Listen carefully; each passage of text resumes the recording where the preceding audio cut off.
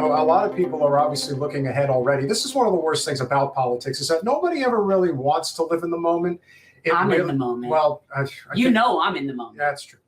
I think we all need to be in the moment, but everyone's always like, oh, who's going to run for governor in 2 years? Who's going to run for president in 4 years? I mean, forget this current election. Escamani 26. Escamani 26 for governor. That's about the only one that really That's what I'll say. I feel like if I say it enough times, I'll wish it into existence. But one of the more disturbing things that we have noticed is that in the state of Michigan, and shout out to our friend Nina Turner, who has been rallying with Congresswoman Rashida Tlaib in support of what is transpiring tomorrow, big day tomorrow in the state of Michigan. It is the Michigan primary, not because anybody is going to beat the president of the United States in the primary, but there is a very active movement right now led by filmmaker Michael Moore. Credit to him. He's been, pretty spot on a number of things. But can we please say first that before that started, there was the hashtag Abandon Biden movement that was started by the Muslims in Michigan in that area. So, yes, Michael Moore came in after the fact and started another thing that they're doing, which is, on the ballot just to write uncommitted, which, is a matter of principle. And I get it. I don't know that I don't think it's going to affect Biden in any way, but what it does show us is he's not winning Michigan. That's what it shows us. I think that's pretty clear. And of course, the Democratic establishment, sycophants, whatever you want to call them, the cluster of individuals who very pointedly always seem to want you to know just how bad you are if you don't just go along to get along, be silent, even about genocide. And one of the people who has decided to suggest that being silent on genocide is the way to go is Governor Gretchen Whitmer of Michigan. Now, here's somebody who 1,000% intends to run for president of the United States in 2028. Hence the segue from Jordan's video, okay? Because there is a very strong connection between this governor and all of the poisoning and the actual, what Jordan referred to as genocide in Michigan, which, whole communities are being deleted. So, Governor Whitmer has one thing and one thing only that she can really hang her hat on, which I think we both give her tremendous credit for. Of course, it always starts with the Michigan House and Senate, and ultimately she decided to sign it into law, and that is repealing right to work. So that is a huge step in the right direction for labor, as it should be. A state like Michigan, the fact that it ever had right to work laws is insane. The birthplace of the automobile, for God's sake. But nevertheless, it was a step in the right direction. And that's all I'm going to say on the positive note. On the negative side, there are plenty of things to talk about with her. But I feel like that's almost like a symbolic thing like Joe did with the NLRB almost. It's like, I'll throw a bone. Well, I'll throw you this bone, but at the end of the day, they're not really doing anything. Like, if you're supposedly doing something to help labor, but you're poisoning working class people, then what are you doing? Like, how is that? So I understand, like, it's a nod. Okay. So now you guys can be collecting money for your unions while we're poisoning you. So I think it is such yes, it's a good thing to repeal right to work, but it is such a token gesture by her, given what she's doing. One step forward, two steps back. I just think it's a small thing compared to what she's allowing to happen to people in her state. Now, in the state of Michigan, we are witnessing the complete decimation of communities that desperately need help. Now, with all due respect to some people who may see this video, are all of the pipes in Flint, Michigan contaminated? Probably not. Well, they have replaced some. Yeah, but the pipes in the areas of the working class have not. And that's the key. Here's the thing. I don't care what somebody would say, well, these have been replaced. Okay, yet there's still lead in their water. So I don't care what you may or may not think has happened. It hasn't. The problem is still a problem. And that's not the only problem. You also have, and keep in mind how blue Flint is. Now, another super blue city, Kalamazoo, is dealing with a major environmental catastrophe with their paper mill, which I believe is the #1 employer in the area. So the paper mill is contaminating the air. By the way, if you guys have never been in an area where there's a paper mill, because I have before, not only is it toxic and smelly and disgusting, but you can't resell your property. It's like what's going on in Flint. You can't really leave. People are like, why don't you leave? Where are they going? They can't sell their properties. Nobody wants to move there. Nobody wants to live there. It's poor real estate values, which is why those things go up in those neighborhoods. Because they know those people are now permanently stuck there. That's really the whole point. The whole point is that they want to gentrify. This is why when anybody thinks they know anything about real estate and they're not in that world, and I am, it's like, you don't know what you're talking about.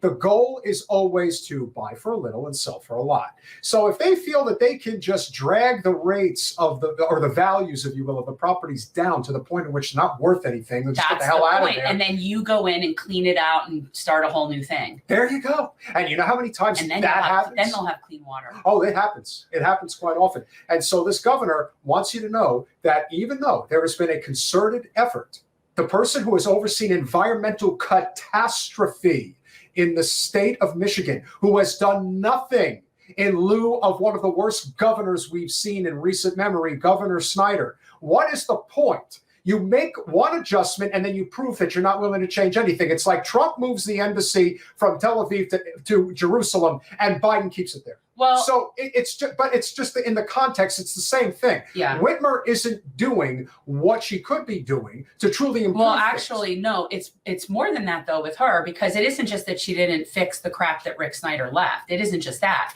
And you guys will get this from Jordan's piece, but she actually exacerbated the problem in Kalamazoo by allowing the corporations to run amok. Mm.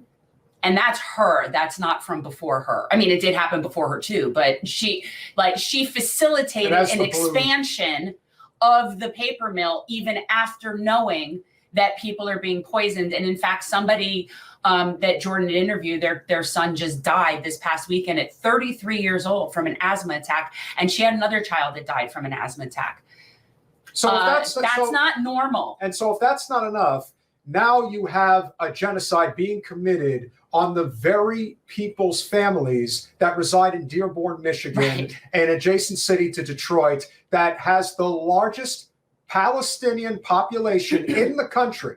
And they have said to a man, we are not supporting Joe. In fact, we're going to drive this point home tomorrow by having a vote of no confidence by voting uncommitted on the ballot line for the Michigan primary.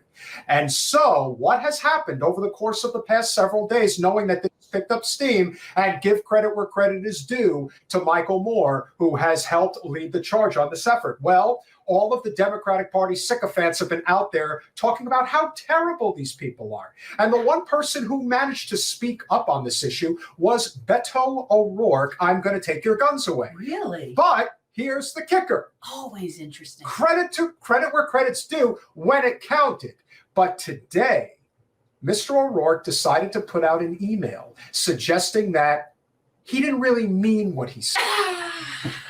In fact, not only did he like a real spineless jelly. And not only did he not mean what he said, but he wants you to know that President Biden is doing a great job, and you must. Is he sharp? And you must. He was sharp. He's sharp. And you must go out there and vote for him in the primary tomorrow. Not make a protest vote of any kind. As if it even matters. But see, what's so funny is that they're even arguing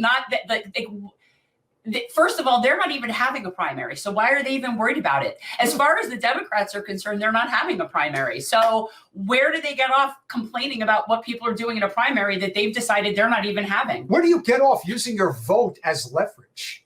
That's not allowed. Where do you get off on taking a stand on principles by your vote? Michigan governor says not voting for Biden over Gaza war supports second Trump term. And you know what?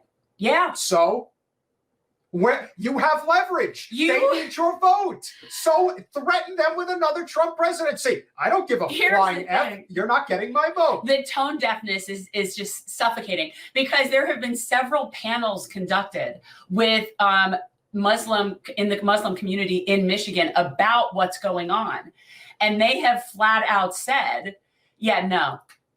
Where this is not, you're not getting our vote, and Trump is not scary because you just killed off our entire family. It's important not to lose sight of the fact that any vote that's not cast for Joe Biden supports a second Trump term. A second Trump term would be devastating, not just for fundamental rights, like we have any, not just for our democracy here, we don't have one, but also when it comes to foreign policy. Yeah, kill everybody and ask questions later. So in other words, us maintaining what you consider to be a democracy, which it isn't because corporate America bought that. So us pretending the facade of democracy is worth the sacrifice of the Palestinian people. That's what she's saying. She's saying, all right, yeah, the Gaza thing, but we could lose our democracy here. Newsflash, Gretchen, we haven't had one in a long time. Rashida Tlaib, a Democrat who is the only Palestinian American serving in Congress, urged Democrats last week to vote uncommitted in Michigan's February 27th primary. Oh. And that's what they should do. You know what? Yes, obviously it's just to make a point. I get that. In theory, it does nothing since there is no real primary. So it doesn't matter anyway. Right. But I agree. And the bottom line is they're not going to vote for him in November. And if the Democrats actually think that at this point, that because quite honestly, I'm done with the thing about asking for a ceasefire. In terms of that is the answer at this point. We're past that being the solution. That has to happen just because, yes. But now what are you going to do? Because now you've created a situation where even if you cease fire yesterday, you're going to have 1 million dead people in the desert from disease and starvation. Okay, so the chain of events that has now been set off from this is such that there is nothing that Joe Biden or the Democrats can do at this point to undo that damage of this. Thanks for watching. If you want to support our mission to transform politics into service, please like this video, subscribe, follow us on social media, and consider joining our Patreon, where you'll get early access to our interviews as well as other exclusive content. Links are in the description. Peace out.